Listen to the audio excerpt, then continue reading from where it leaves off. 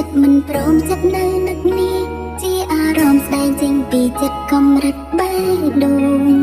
នេះឬនិស័យបេះដូងនិស័យអារម្មណ៍និស័យស្នេហា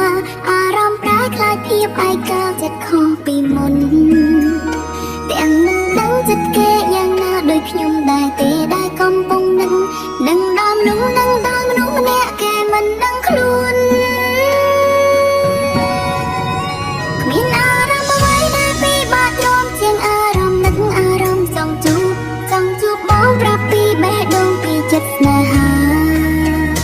តែមិនអាចនឹងធ្វើទៅបានទៅតាមតែចិត្តបេះដូងត្រូវការទោះយ៉ាងណាមិនអាចធ្វើបានព្រោះខ្លួនគេស្រី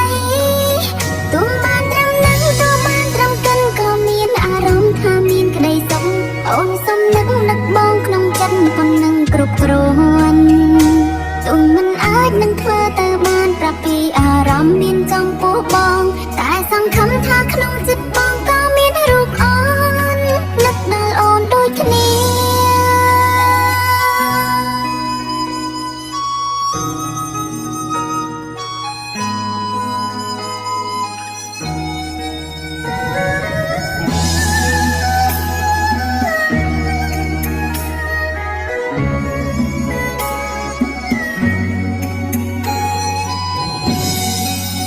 នេះឬនិស័យបេះដូងនិស័យអារម្មណ៍និស័យស្នេហា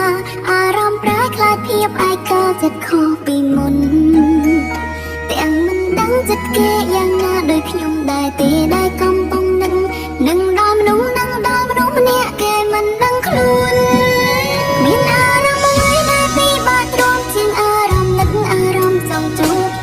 ជួបបងប្រាប់ពីបេះដូងពីចិត្តស្នេហា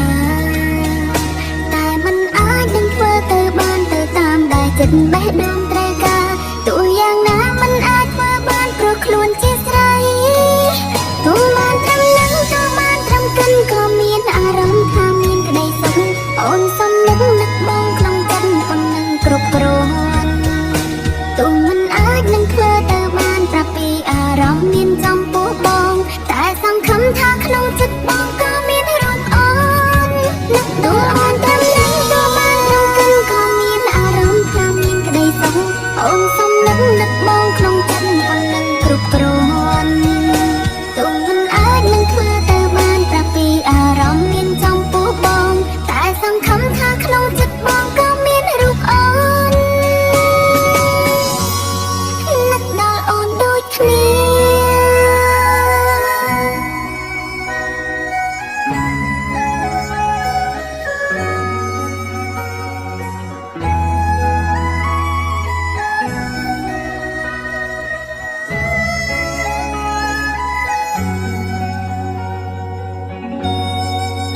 មានអារម្មណ៍អ្វីដែលពិបាកទ្រាំជាងអារម្មណ៍នឹកអារម្មណ៍ចង់ជួបបងប្រាប់ពីបេះដូងពីចិត្តស្នេហា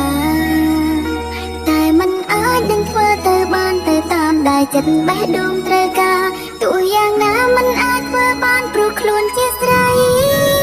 ទោះបានត្រឹមនឹងទោះបានត្រឹមកិនក៏មានអារម្មណ៍ថាមានក្តីសុខអូនសុំ